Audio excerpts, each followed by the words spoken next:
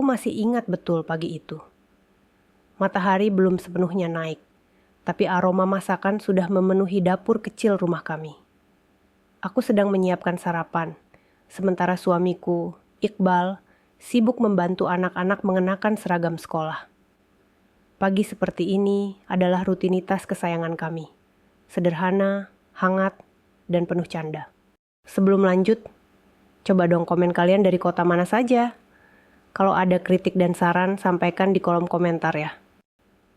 Rani, nasi goreng kamu pagi ini juara banget, kata Iqbal sambil mencium ubun-ubun anak sulung kami, Raka.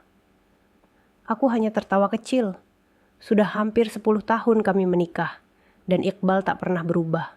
Selalu romantis, selalu menghargai hal kecil. Iqbal adalah seorang polisi, tapi bukan tipe yang keras dan galak. Justru ia dikenal santun dan bersahaja, bahkan sering jadi rujukan warga kalau ada masalah rumah tangga. Pak Iqbal tuh adem banget, Mbak Rani beruntung, begitu kata tetanggaku, Bu Retno, suatu sore. Kami tinggal di sebuah kompleks sederhana di pinggiran kota. Kehidupan kami bukan mewah, tapi cukup. Anak-anak tumbuh sehat dan ceria. Aku sendiri berhenti bekerja sejak anak kedua lahir, dan lebih memilih mengurus rumah tangga penuh waktu. Namun ada satu impian yang belum kesampaian. Umroh.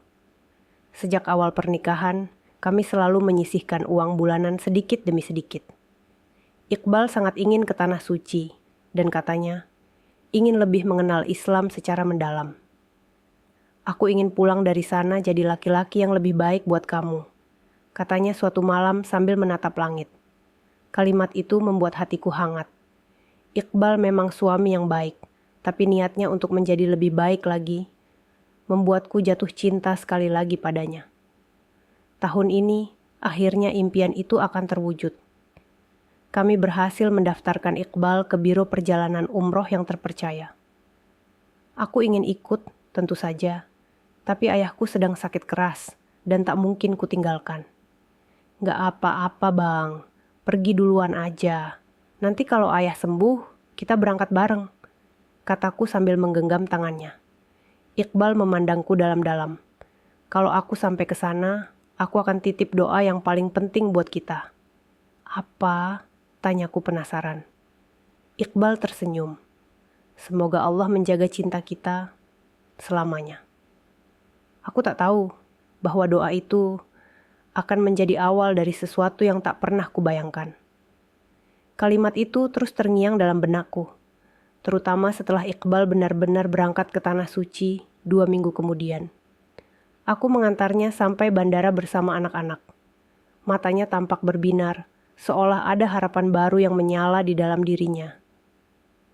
Jaga anak-anak, ya, katanya pelan sambil menggenggam tanganku.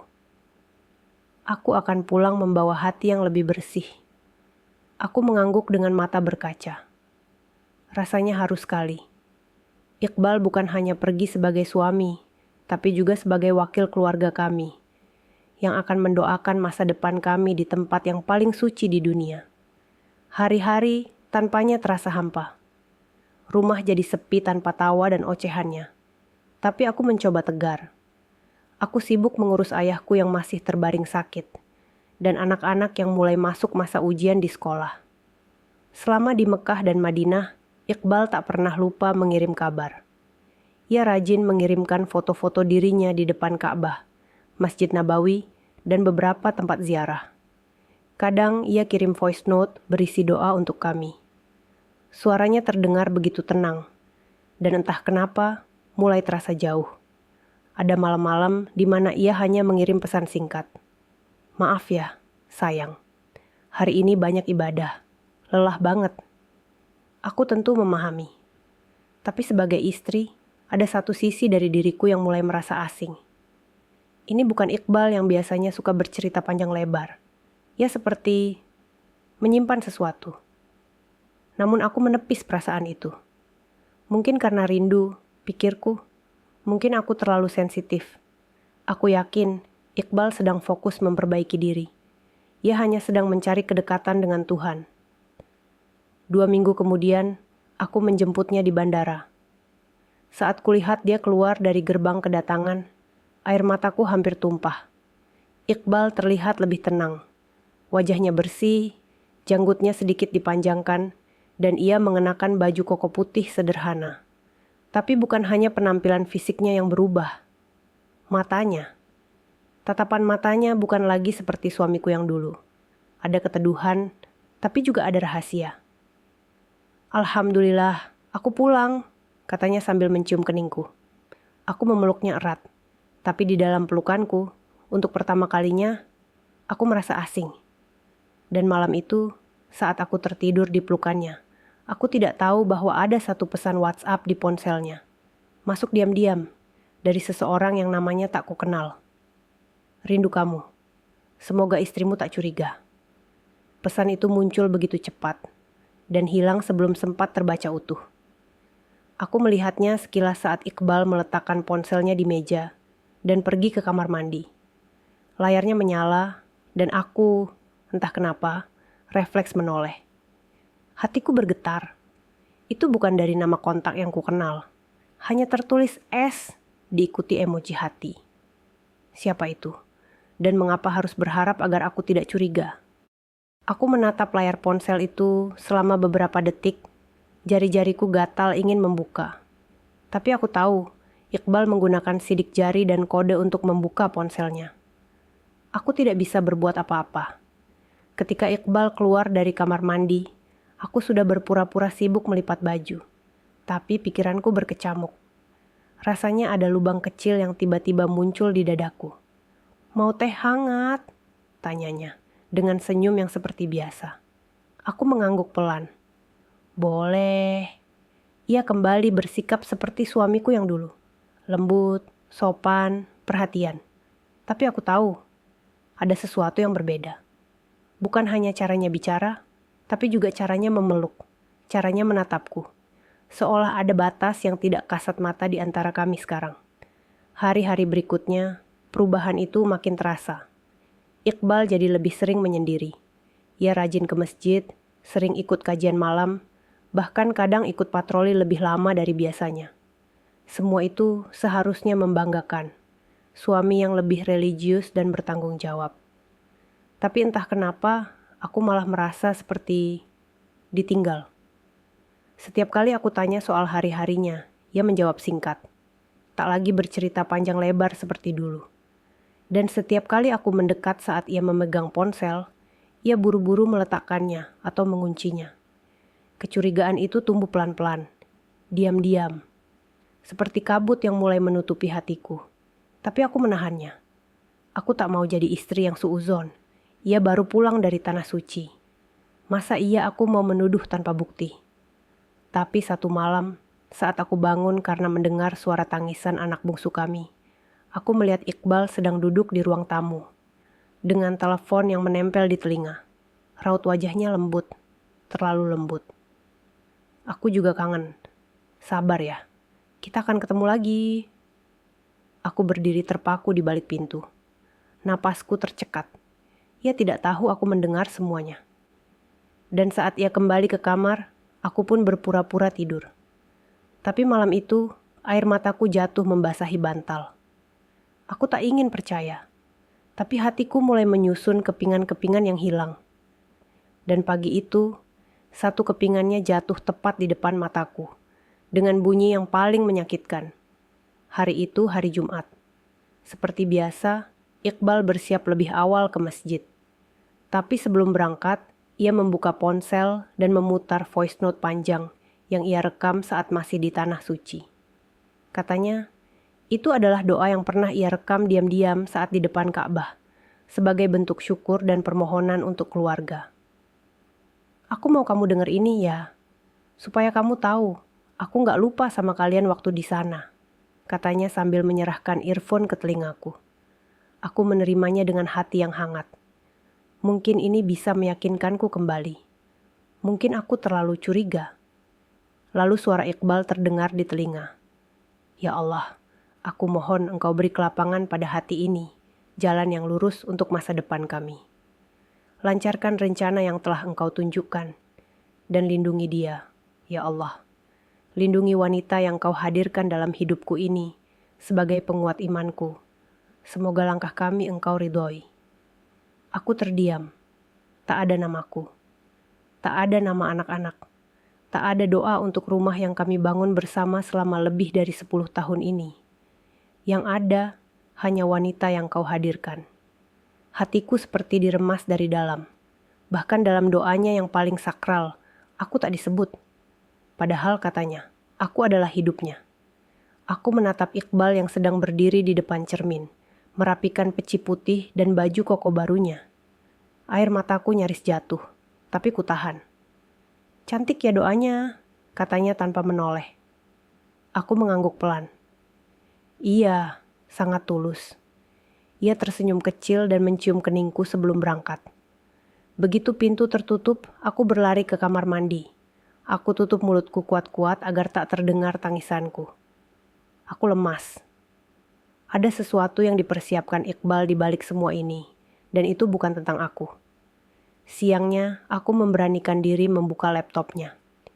Iqbal jarang menyimpan apapun di laptop, tapi entah mengapa naluriku memaksaku untuk mencari sesuatu. Dan benar saja, dalam satu folder tersembunyi, aku menemukan hal yang tak bisa kupahami. Sebuah surat nikah digital.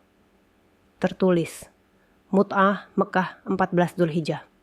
Nama mempelai wanita, Salsabila Nur Rahmah. Status, Polwan, berdinas di Mekah selama musim haji. Dadaku sesak, tanganku gemetar. Iqbal menikah lagi. Di sana. Saat kami di sini mengiriminya doa dan rindu, ia justru menambatkan hatinya pada wanita lain. Aku menatap layar laptop yang masih menampilkan surat nikah itu. Hati dan akalku bertarung hebat. Ini bukan mimpi, ini nyata. Hitam di atas putih.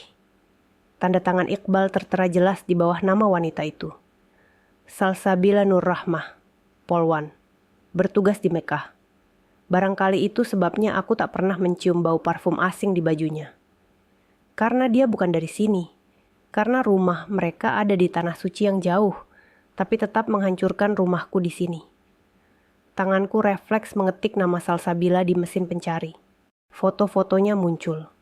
Seragam, senyum manis, tatapan teduh. Ada satu foto yang membuat jantungku hampir berhenti berdetak. Ia dan Iqbal berfoto bersama di pelataran Masjidil Haram. Iqbal tersenyum tenang. Ia terlihat bahagia. Tiba-tiba semua penjelasan Iqbal selama ini terasa seperti sandiwara. Kajian malam. Lembur patroli, panggilan dinas. Semuanya hanyalah alasan untuk membenarkan ketidakhadirannya, secara fisik maupun emosional. Tapi yang membuat dadaku makin sesak adalah, kenapa aku tidak cukup? Aku istri sahnya, ibu dari anak-anaknya, penjaga rumahnya, teman tidurnya, teman susahnya. Tapi dia tetap memilih menikah lagi, dan tidak mengatakannya. Air mataku mengalir deras. Tapi kali ini bukan karena sedih, karena marah, karena kecewa, karena merasa dihancurkan tanpa peringatan. Hari itu juga aku menyalin semua dokumen dan foto yang kutemukan. Aku tak tahu akan kulakukan apa. Tapi satu hal yang pasti, aku tidak bisa diam. Tidak lagi. Malamnya, aku bersikap biasa. Aku menahan tangis dan amarah sekuat mungkin saat Iqbal pulang. Aku menyuguhkan teh seperti biasa, menanyakan harinya seperti biasa, dan tersenyum seperti biasa. Tapi di dalam hatiku, badai sedang berkecamuk. Di kamar, setelah anak-anak tidur, aku bertanya dengan nada setenang mungkin. Kamu masih ingat Polwan yang bantu kamu waktu di Mekah? Namanya siapa ya? Iqbal terdiam sesaat. Hanya sepersekian detik, tapi aku melihatnya. Wajahnya menegang. Kenapa nanya gitu? Tanyanya pelan. Aku tersenyum. Cuma penasaran aja. Ia menunduk, berpura-pura menggulung sajadah, dan menjawab tanpa menatapku. Namanya Salsabila. Kenapa? Aku tak menjawab. Aku hanya menatapnya dalam-dalam. Dan saat itu juga aku tahu bahwa aku tak bisa lagi menunggu penjelasan. Aku harus mencari jawabanku sendiri. Malam itu, Iqbal tertidur lebih cepat dari biasanya.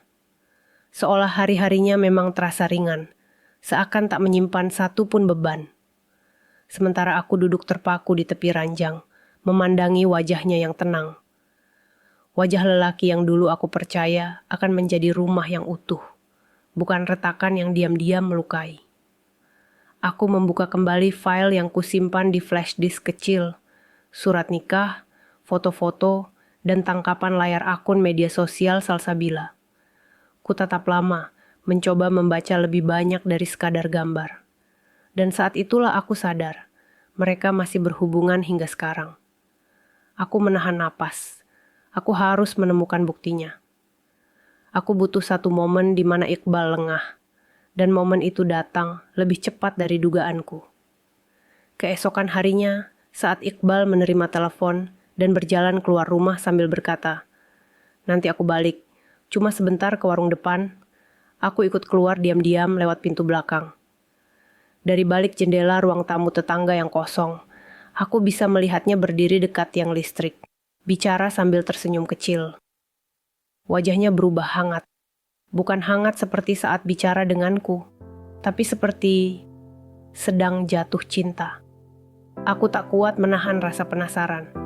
Aku dekati pelan-pelan, bersembunyi di balik pagar tanaman tetangga. Dan untuk pertama kalinya, aku mendengar langsung. "Iya sayang, aku juga rindu. Tapi aku gak bisa sering-sering telepon." Dia mulai curiga.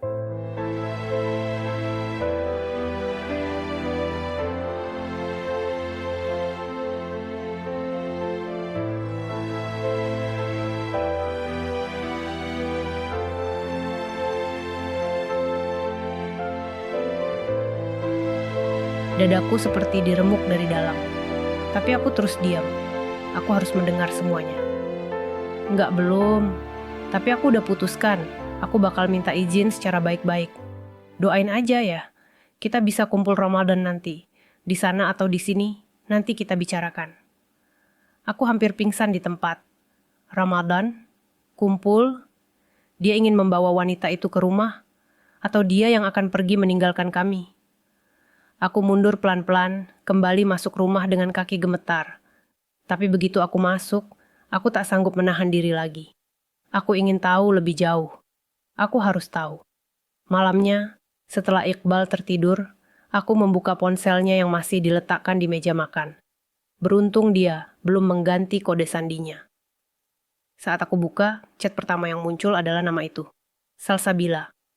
Isinya penuh kalimat manis, emoji hati, dan foto USG, foto bayi, berumur 11 minggu. Aku menjerit dalam hati. Tidak mungkin. Wanita itu hamil. Dan aku, istri sahnya yang bahkan tak tahu bahwa aku sedang dibohongi 2 kali lipat. Tanganku gemetar saat menutup layar ponsel Iqbal. Jantungku berdegup tidak karuan. Suamiku bukan hanya menikah lagi diam-diam, tapi sekarang, ia akan menjadi ayah dari anak perempuan lain. Aku merasa seperti orang ketiga di pernikahanku sendiri. Rumah ini, tempat kami membangun cinta, tawa, dan anak-anak, tiba-tiba terasa asing. Seperti aku bukan lagi penghuninya, melainkan penumpang yang menunggu diusir kapan saja. Tapi aku tidak bisa terus menangis.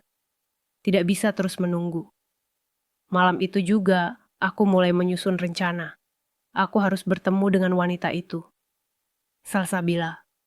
Bukan untuk menyakitinya, bukan untuk melabraknya, tapi untuk mendapatkan kejelasan yang tak bisa kudapat dari Iqbal yang terus berdusta.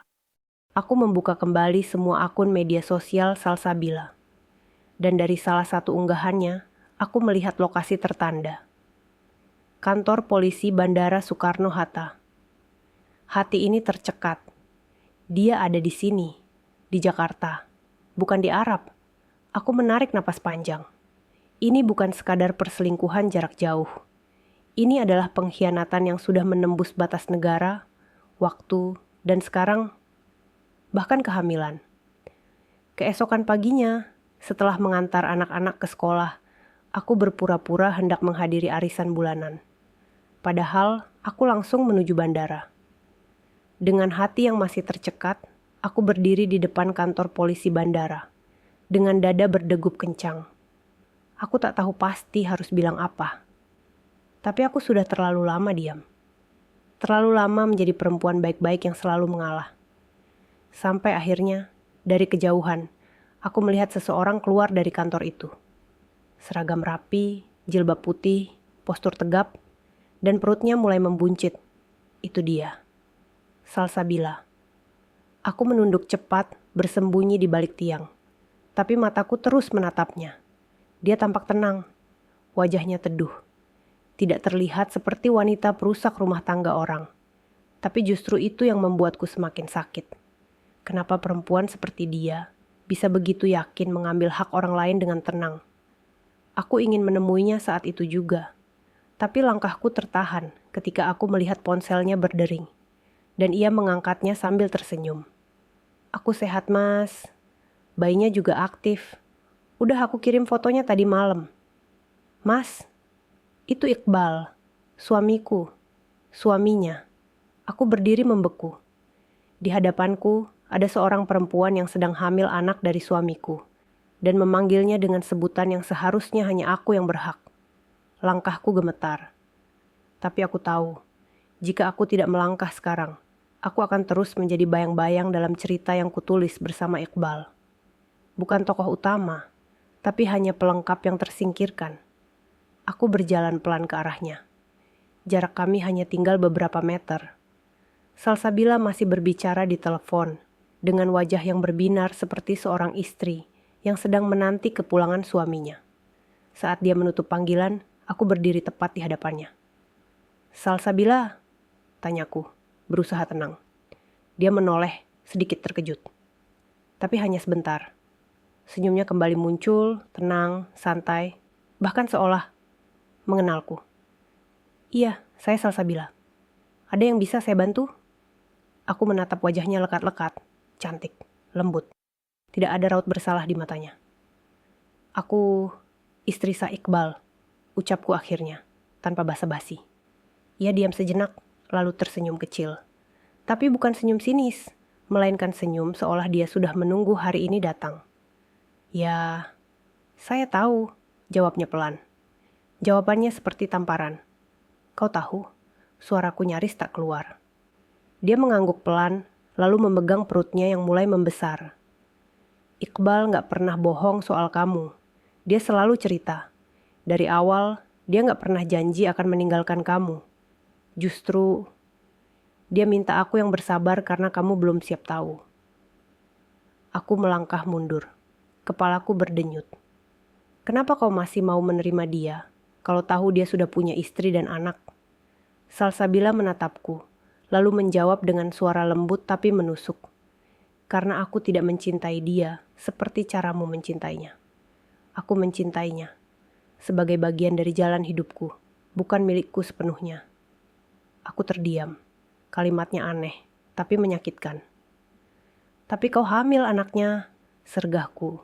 Air mata mulai menetes. Salsabila tersenyum, kali ini lebih dalam. "Dan itu tak akan pernah mengubah posisi kamu sebagai istri pertamanya. Tapi juga tak bisa mengubah takdirku sebagai ibunya anaknya." Aku terdiam di tengah panasnya matahari bandara. Dunia seperti berputar pelan.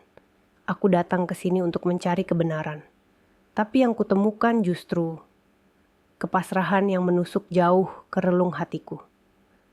Aku pulang dengan kepala penuh suara-suara yang tak bisa kutenangkan.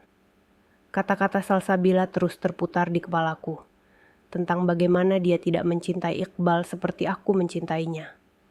Tentang takdir, tentang jalan hidup. Tapi yang lebih membuatku menggigil adalah keyakinannya yang tenang, seolah semuanya sudah diatur, bahkan disepakati. Saat aku membuka pintu rumah, suasananya sunyi. Anak-anak masih di sekolah. Dan Iqbal duduk di ruang tamu, menatapku seperti menunggu sesuatu. Aku menutup pintu pelan, tidak ingin berteriak, tidak ingin marah. Tapi suaraku bergetar saat akhirnya bicara. "Aku sudah bertemu Salsabila." Ia hanya menunduk, lalu mengangguk, tidak terkejut. "Kau tahu?" tanyaku, meski jawabannya sudah jelas. "Aku tahu kamu akan mencarinya," katanya pelan. "Dan aku sudah siap dengan semua yang akan kamu katakan." Aku menatapnya dengan tajam. "Kau menyiapkan semuanya. termasuk ini. Aku mengeluarkan amplop coklat dari tasku, yang sempat kulihat di meja Salsabila saat aku mengikuti pandangannya tadi. Isinya adalah surat perjanjian sewa rumah atas nama Iqbal dan Salsabila. Iqbal terdiam, lalu berdiri, napasnya berat. Rumah itu bukan buat aku tinggal, katanya akhirnya. Itu buat dia. Aku cuma pengen dia dan bayi kami aman. Aku gak pernah niat ninggalin kamu, Rin. Aku tertawa hambar. Tapi tetap saja kamu siapkan semuanya di belakangku. Aku belum selesai bicara saat tiba-tiba Iqbal berkata pelan, "Aku pikir kamu yang butuh waktu jauh dariku sekarang." Aku menatapnya, tidak percaya. "Apa maksudmu?" Ia masuk ke kamar, lalu keluar membawa koper kecil. "Aku udah booking penginapan untukmu. 3 hari dekat villa tempat kamu dulu suka menulis. Aku pengen kamu tenang dulu. Jauh dari rumah ini, sebelum kita bicara lagi dengan kepala dingin." Dia mengusirku, dengan sopan. Tapi tetap saja, itu pengusiran. Aku mematung. "Aku gak mau pergi dari rumahku sendiri," kataku nyaris berbisik. Tapi Iqbal tidak memaksa. Ia hanya meletakkan kunci mobil dan kunci villa kecil itu di meja makan. Lalu dia berkata lirih, "Aku cuma gak ingin kamu pecah di hadapan anak-anak." Dan sore itu, aku keluar dari rumah, dengan perasaan seperti tamu yang sudah habis masa tinggalnya. Malam sudah turun ketika aku sampai di villa kecil.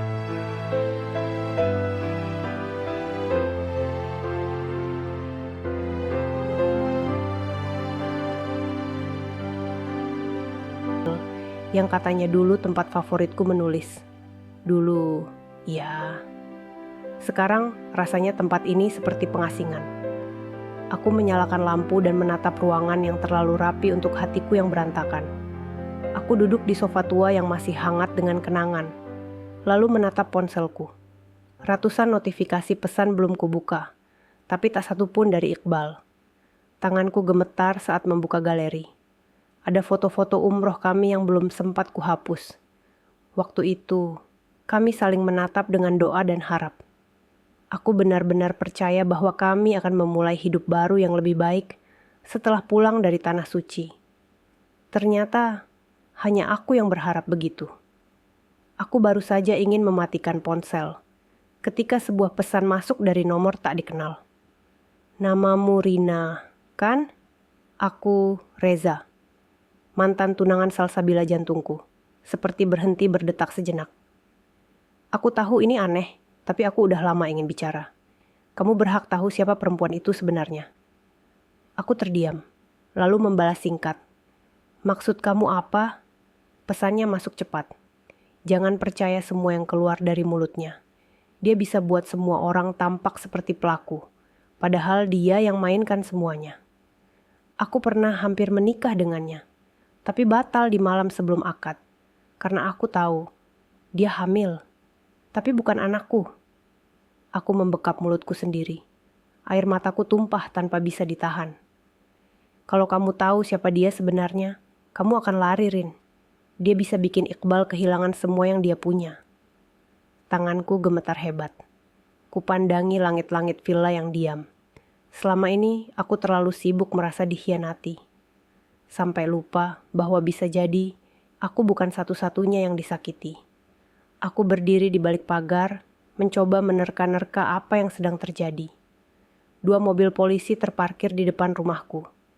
Ada 2 orang berseragam keluar masuk membawa map dan kotak-kotak kecil. Tapi yang membuatku makin panik adalah satu hal. Iqbal tak bisa dihubungi sejak semalam. Kutelepon, tak aktif. Kukirimi pesan, hanya centang 1. Bahkan lokasi terakhir yang terkirim hanya menunjukkan titik di sekitar kantor polisi sektor kota. Tapi setelah itu, kosong. Aku mencoba mendekat ke pagar, tapi seorang petugas mencegahku. "Maaf Bu, lokasi ini sedang dalam penyelidikan." Aku menunjukkan KTP. "Saya pemilik rumah ini. Saya istri dari Iqbal Maulana." Petugas itu saling pandang dengan rekannya. Salah satunya akhirnya berkata, "Pelan. Kami tidak bisa menjelaskan terlalu banyak, tapi suami ibu sedang dalam proses pencarian." Ada laporan mengenai aktivitas mencurigakan yang melibatkan identitas ganda dan aliran dana tidak wajar. Kakiku lemas. Identitas ganda? Aliran dana? Ada kesalahan, Pak. Suami saya polisi. Dia orang baik. Dia baru saja umroh, kataku terbata. Masih mencoba bertahan pada bayangan Iqbal yang dulu aku kenal. Petugas itu tidak menanggapi. Dia hanya mencatat sesuatu di mapnya. Aku tak tahu bagaimana aku bisa kembali ke mobil. Tapi sesampainya di dalam, aku gemetar tak henti. Kupikir semuanya hanya tentang cinta segitiga. Tapi kini semuanya terasa jauh lebih kelam. Lebih besar. Lebih berbahaya. Pesan Reza terputar lagi di kepalaku. Dia bisa bikin Iqbal kehilangan semua yang dia punya. Apa ini maksudnya? Aku membuka kembali pesan Reza. Kali ini, aku hanya menulis satu kalimat. Tolong temui aku. Sekarang aku memacu mobil secepat mungkin. Hati terasa seperti dihimpit batu besar. Kepalaku penuh tanda tanya. Tapi satu hal pasti, aku tak bisa tinggal diam melihat rumahku digeledah dan suamiku menghilang. Saat aku tiba, Reza sudah duduk di pojok ruangan. Wajahnya tenang, tapi sorot matanya penuh kewaspadaan. Pria ini bekas tunangan Salsabila. Aku hampir tak percaya. Terima kasih mau datang, katanya pelan. Apa maksudmu Iqbal bisa kehilangan semua karena Salsabila? Tanyaku langsung, tanpa basa-basi. Dia menarik napas panjang, lalu mengeluarkan sebuah amplop dari tasnya. Ini bukti yang selama ini aku simpan. Karena aku tahu, suatu hari pasti ada seseorang yang butuh tahu kebenaran. Aku membuka amplop itu dengan tangan gemetar. Di dalamnya ada salinan data paspor, rekening bank, serta surat izin umroh atas nama puluhan orang dengan alamat yang tak pernah ada. Apa ini? Salsabila pernah bekerja di agen perjalanan haji dan umroh, kata Reza. Tapi itu cuma kedok. Di balik itu, dia dan beberapa orang menjalankan jaringan pemalsuan data jamaah fiktif. Mereka menciptakan jamaah bayangan untuk menampung dana subsidi dan insentif dari luar negeri. Uangnya masuk ke rekening-rekening kosong, lalu ditarik tunai. Semua terorganisir. Aku ternganga. Lalu, Iqbal. Reza menatapku lekat-lekat. Dia mungkin tidak tahu apa-apa waktu awal, tapi dia mencintai Salsabila. Dan setelah hubungan kalian memburuk, dia mulai sering bersamanya. Tanpa sadar, Iqbal ditarik masuk ke dalam jaringan itu. Bisa jadi namanya digunakan untuk legalisasi, atau jadi penanggung jawab di dokumen-dokumen tertentu. Aku merasa seperti dunia runtuh. Nafasku sesak. Kalau polisi mencium jejak itu, mereka akan kejar siapapun yang ada di rantai distribusi dana, lanjut Reza. Termasuk Iqbal. Mataku berkaca-kaca. Kenapa kamu baru cerita sekarang? Reza menunduk. Dulu aku pikir lebih baik diam, tapi setelah tahu dia menikah denganmu, aku sadar, aku harus memperingatkanmu. Aku mengepal tanganku. Iqbal mungkin bukan pengkhianat cinta seperti yang kupikirkan. Tapi dia sedang ditarik tenggelam oleh seseorang yang tahu cara menyamar jadi cahaya. Dan aku harus menariknya kembali ke daratan. Malam itu, aku tak bisa tidur. Setiap kalimat dari Reza seperti menampar kenyataan yang selama ini kutolak. Iqbal terjebak. Tapi siapa yang menjeratnya? Dan mengapa nama Ustaz Farhan selalu muncul dalam pusaran ini? Aku membuka laptop Iqbal, yang untungnya tidak disita polisi karena berada di dalam mobilku, dan mulai mencari. Passwordnya tak berubah sejak dulu. Tanggal pernikahan kami. Tanganku gemetar saat berhasil masuk. Folder-folder kerja polisi, dokumen-dokumen investigasi, dan satu folder tersembunyi dengan nama yang tidak biasa. Hijrahku. Di dalamnya ada rekaman ceramah. Bukan sembarang ceramah. Semuanya dari satu sosok, Ustaz Farhan. Wajahnya karismatik, suaranya tenang, penuh wibawa. Tapi isi ceramahnya penuh sindiran halus terhadap sistem negara, pada umat yang tersesat karena hukum buatan manusia, dan pentingnya memilih jalan kebenaran meski melawan arus hukum duniawi. Aku bergidik. Ceramah itu bukan sekadar religius, itu seperti doktrin. Dan yang lebih mengejutkan, ada video pertemuan tertutup, direkam dari kamera tersembunyi. Di situ, Ustadz Farhan duduk bersama 5 orang pria, salah satunya Iqbal. Wajah suamiku tampak serius. Ia mengangguk pada setiap instruksi. Salah satu pria menyerahkan map coklat, dan Ustadz Farhan menepuk bahu Iqbal sambil berkata, "Ini amanah, nak. Engkau sudah tak bisa mundur lagi." Aku menutup laptop dengan napas tak teratur. Apa yang sebenarnya terjadi? Apakah Iqbal sudah tahu semuanya dari awal? Atau dia hanya pion? Aku butuh jawaban. Dan satu-satunya cara untuk mendapatkannya adalah bertemu langsung dengan orang yang disebut-sebut sebagai guru spiritual itu, Ustadz Farhan. Pesantren Al-Mubarak itu berdiri megah di tengah perbukitan, jauh dari hiruk-pikuk kota. Sepintas tak ada yang aneh, santri-santri bersarung berjalan santai. Suara lantunan ayat suci terdengar dari musala, dan penjaga gerbang menyapa dengan ramah. Tapi hatiku menolak tenang. Ada sesuatu yang tersembunyi di balik ketenangan itu. Aku menyamar sebagai calon wali santri, mengenakan gamis longgar dan kerudung lebar. Dengan suara tenang, aku mengatakan ingin mencari tahu lebih dalam tentang sistem pendidikan pesantren. Penjaga membiarkanku masuk, dan aku langsung diarahkan ke bagian administrasi. Namun, bukan ke kantor yang kutuju. Langkahku mengendap ke arah bangunan paling belakang, sebuah aula besar yang sepi. Di sana, dari balik jendela kecil, aku melihatnya. Iqbal. Suamiku duduk bersila bersama beberapa pria lainnya, mengenakan pakaian seperti santri senior. Di hadapan mereka berdiri Ustadz Farhan, karismatik, tegas, suaranya tenang namun menusuk.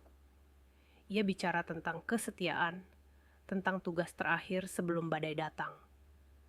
Aku hampir tak percaya. Suamiku sudah begitu jauh tenggelam.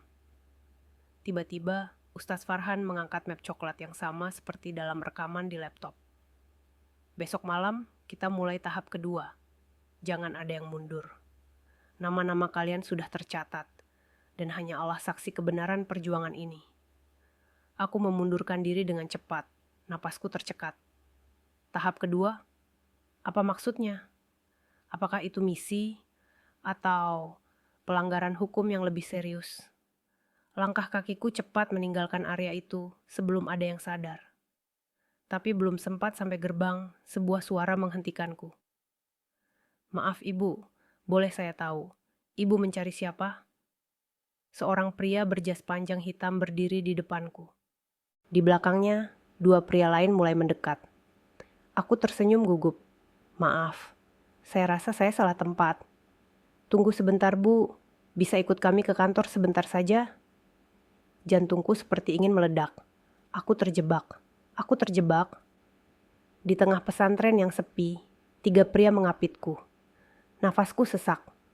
Otakku bekerja cepat. Kalau aku ikut mereka, aku tak tahu akan kemana aku dibawa. Atau apakah aku akan bisa keluar dari tempat ini dalam keadaan selamat. "Maaf, saya harus segera pergi. Anak saya sedang sakit di rumah," kataku sambil pura-pura mengecek ponsel, berharap ada sinyal. Tapi satu dari mereka mengulurkan tangan, mencoba mengambil ponselku. "Tidak perlu panik, Bu. Kami hanya ingin memastikan tak ada kesalahpahaman." Detik itu juga, aku mengambil keputusan yang bisa mengubah segalanya. Aku berlari. Tanpa pikir panjang, aku menerobos lorong, menabrak salah satu pria, lalu menyusup ke antara pohon-pohon yang mengelilingi kompleks. Mereka mengejar. Aku mendengar langkah kaki, suara panggilan, tapi aku tak berhenti. Di antara napas yang terengah, doaku tak henti kupanjatkan. Tiba di pinggir jalan utama, aku menghentikan sebuah mobil pickup yang sedang lewat. Pengemudinya tampak bingung saat melihatku. Tapi sebelum dia sempat bertanya, aku memohon, "Tolong, antar saya ke jalan raya, cepat." Entah karena iba atau terkejut, ia membukakan pintu. Dalam perjalanan menuju kota, aku menangis. Bukan karena takut, Tapi karena kecewa, aku tak bisa menyelamatkan Iqbal seorang diri. Tempat itu terlalu kuat, terlalu dalam, dan terlalu sistematis. Aku butuh bantuan. Tapi kepada siapa aku bisa percaya? Satu-satunya orang yang kuingat saat itu hanyalah Reza. Sesampainya di rumah, aku langsung menghubunginya. Suaraku gemetar saat berkata, "Reza, aku tahu siapa yang selama ini menyamar jadi pembimbing rohani. Dia bukan sekadar ustaz. Dia pemimpin." Reza terdiam di seberang. "Kamu di mana sekarang?" "Kirim lokasimu. Aku akan datang. Tapi kamu harus siap. Setelah ini, hidupmu tak akan pernah sama lagi." Aku menatap cermin. Wajahku letih, tapi ada nyala tekad di mataku. Jika ini satu-satunya cara menyelamatkan suamiku dan membongkar semua kebohongan, aku siap. Reza menjemputku malam itu juga, dengan mobil dinas yang disamarkan. Kami tak bicara banyak selama perjalanan, hanya tatapan penuh tanya, penuh waspada. Aku bisa melihat raut seriusnya dari kaca spion. Ini bukan lagi kasus biasa. Ini sudah menyentuh akar kekuasaan dan nama-nama besar yang tak bisa disentuh sembarangan.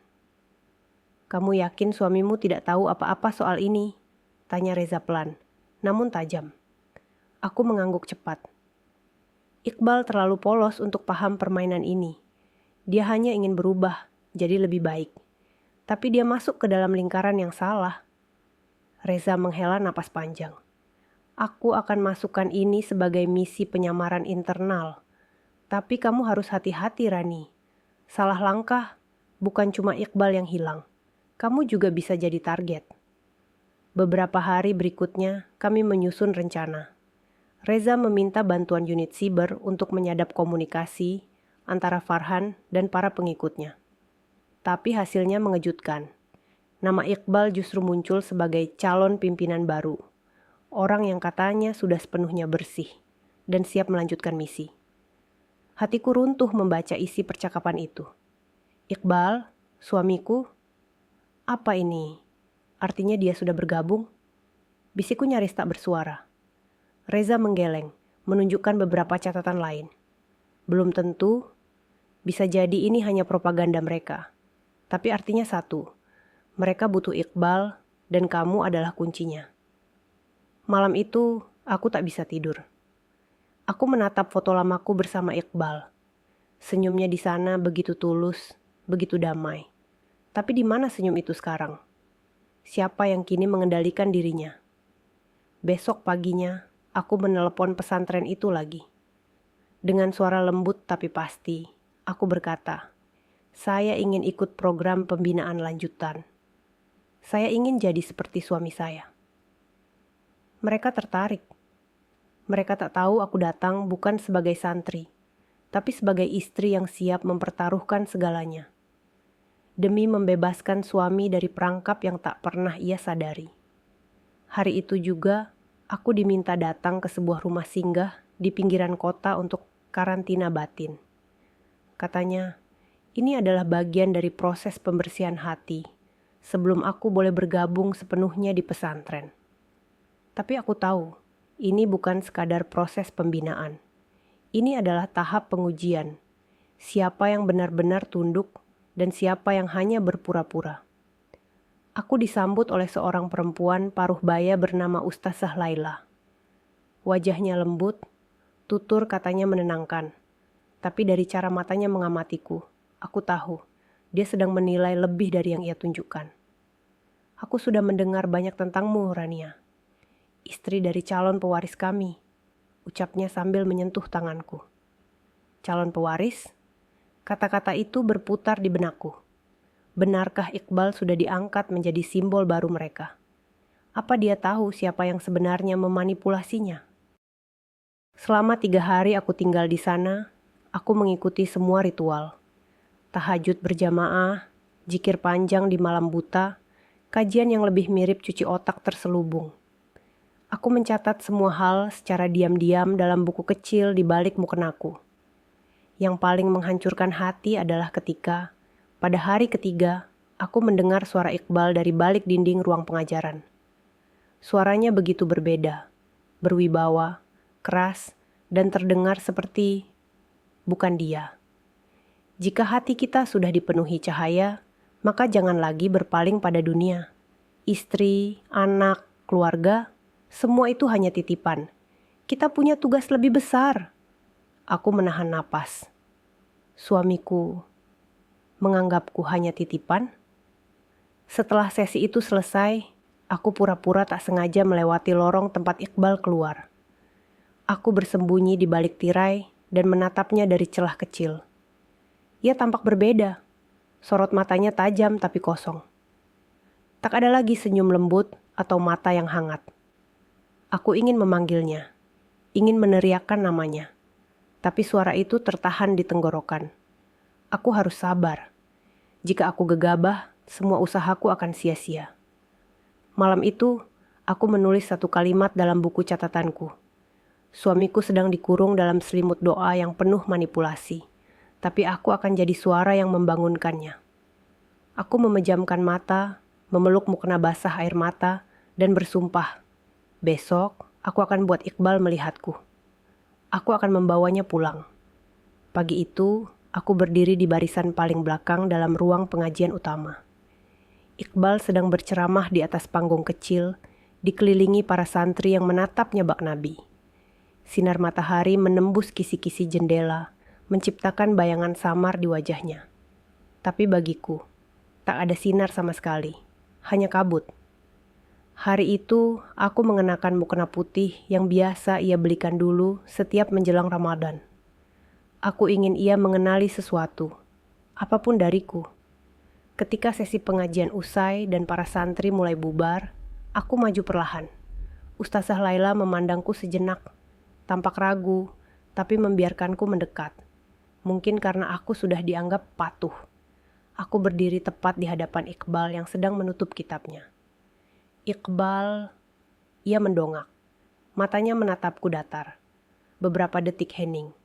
Detik-detik yang terasa seperti pisau perlahan menyayat jiwaku. Maaf, ukhti, kita tidak boleh berinteraksi tanpa mahram, jawabnya. Tenang, terlalu tenang. Aku mengerjap. Aku tidak salah dengar. Iqbal, ini aku, Rani, istrimu, ibu dari anak-anakmu. Beberapa orang di sekitarnya mulai memperhatikan. Tapi Iqbal hanya menggeleng pelan. Istriku adalah masa laluku sebelum aku mendapat cahaya. Kini aku hanya milik Allah, katanya. Seolah-olah aku dosa yang harus ditinggalkan. Hatiku runtuh, tapi air mataku tak jatuh. Aku terlalu terpukul bahkan untuk menangis.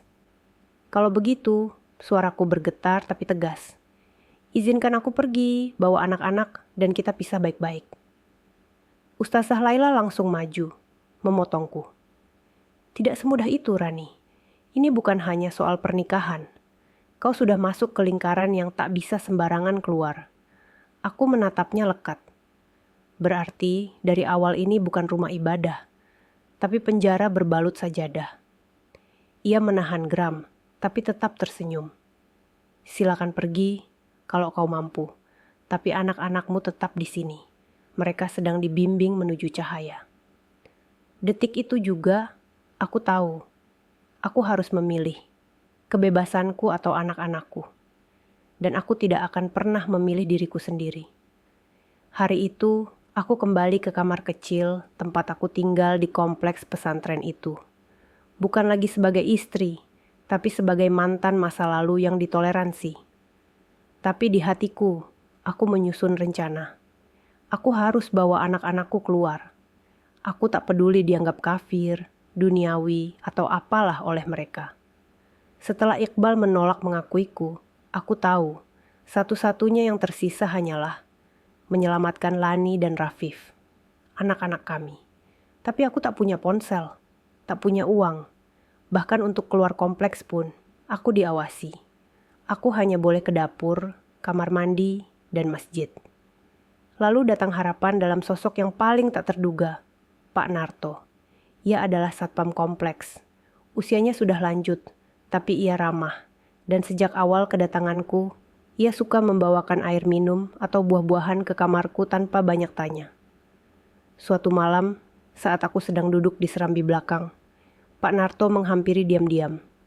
Bu Maya, saya dengar anak-anak panjenengan sudah mulai dipisah dan diajari untuk melupakan ibu mereka. Bisiknya pelan. Nafasku tercekat. Apa maksudnya, Pak? Mereka sudah nggak tinggal bareng lagi. Lani masuk ke asrama khusus santri perempuan. Rafif ke tempat lain. Dan mereka sedang diproses untuk dijadikan santri tetap. Artinya, mereka akan dibayat. Dibayat. Kata itu menggelegar di dadaku.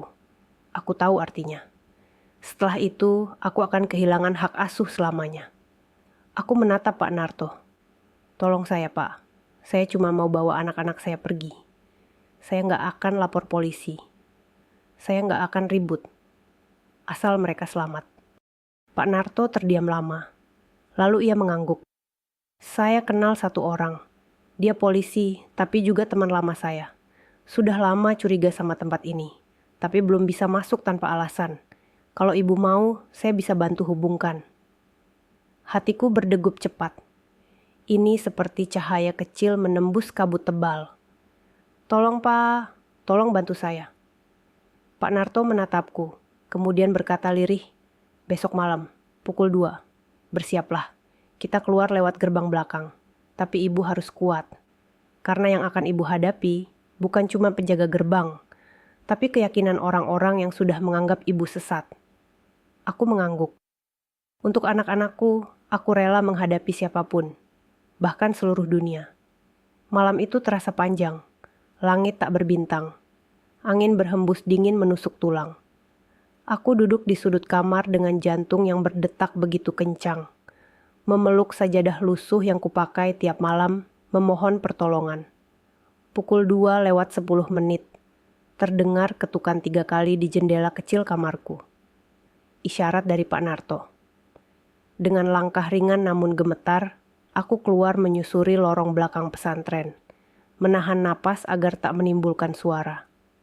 Setiap suara cicak pun membuatku berpikir penjaga sudah datang. Pak Narto berdiri di dekat gerbang belakang, menggenggam senter kecil.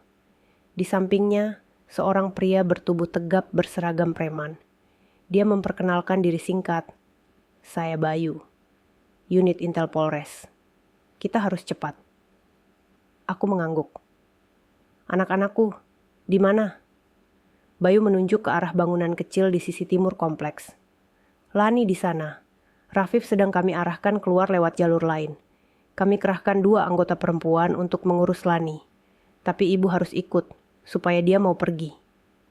Aku berlari. Langkahku tak bisa ditahan lagi. Rasa rindu yang selama ini menggunung seperti membuncah di dadaku. Lani duduk di atas kasur tipis. Wajahnya pucat, mata sembab. Lani, bisikku menahan tangis. Ia menoleh. Sejenak terpaku. Lalu air matanya jatuh. Mama, serunya lirih. Kami berpelukan. Isakan kami membaur dalam heningnya dini hari. Tapi tak ada waktu. Pak Narto memberi isyarat. Aku menggendong Lani, seperti dulu saat ia masih balita, dan berlari secepat yang ku bisa. Di gerbang, Rafif sudah menunggu dalam pelukan Bayu. Anak itu menangis, memanggilku sambil berusaha melepaskan diri. Mama. Begitu kami berkumpul, Bayu membuka pintu mobil. Ayo, kita bawa kalian ke tempat aman. Mobil melaju cepat keluar dari kompleks. Tapi belum jauh, sebuah mobil lain memotong jalan. Wajahku memucat. Itu mobil Ustaz Rahman. Pak Narto segera turun dan menghadangnya. Cukup Ustaz, mereka pergi bukan untuk melawan agama. Mereka hanya ingin hidup sebagai keluarga. Jangan halangi seorang ibu membawa anak-anaknya pulang. Ustaz Rahman tak menjawab. Ia hanya menatapku tajam dari balik kaca, lalu perlahan memundurkan mobilnya. Entah karena gentar, atau memang tahu semua ini sudah di luar kuasanya. Kami sampai di kantor polisi. Bayu dan timnya mengurus semua, termasuk dokumen, perlindungan saksi, hingga bantuan psikis untuk anak-anakku. Aku tak menyangka, hari itu aku bisa bernapas kembali sebagai seorang ibu. 2 bulan kemudian, aku menyewa rumah kecil di pinggiran kota. Lani dan Rafif sudah mulai sekolah. Kami hidup sederhana, tapi damai. Tak ada lagi rasa takut saat malam tiba. Tak ada lagi penjagaan di setiap langkah. Pagi ini, saat azan subuh berkumandang, aku bangun dan menatap langit dari jendela kecil. Dan untuk pertama kalinya, aku tak merasa asing. Aku meraih mukna, mengajak anak-anakku salat berjamaah, dan di akhir sujud, aku menangis. Bukan karena kesedihan, tapi karena syukur. Karena meski sempat kehilangan segalanya, aku pulang dengan dua harta paling berharga. Anak-anakku dan diriku sendiri yang utuh kembali.